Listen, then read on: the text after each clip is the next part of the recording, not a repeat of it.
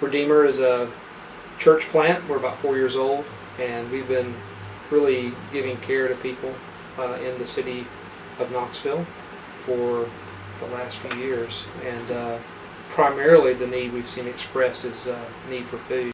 We do a frozen dinner ministry and a frozen food pantry. And as we began to think about that as a team, what would that look like, we decided very quickly that it needed to be something bigger than our church. That this isn't something we should be trying to do alone, and because it would be, considering the need we've seen here near the university and near downtown Knoxville, the need's pretty big. We call it food in the fort, right, and not food for the fort for a particular reason. We didn't want it to be associated with the geography of Fort Sanders. But within about, I'd say, half a mile to 3/4 of a mile away are two of Knoxville's largest homeless shelters.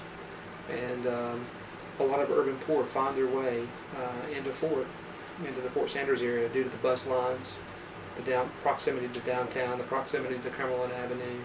The most important thing we'd love to give to people is kindness.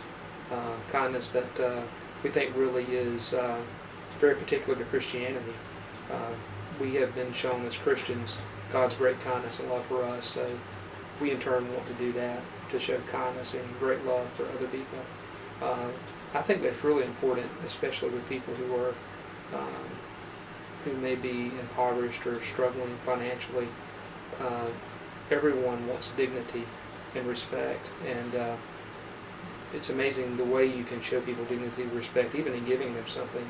One of the things we're trying to do as a food pantry is have the model of people kind of come in, they sort of check in with us, but then we're going to let them, with potentially a volunteer, let them shop for food. Instead of us giving them food that we've chosen for them, we'll let them come in and choose from our shelves. Another place we would look to for support is other churches in the neighborhood.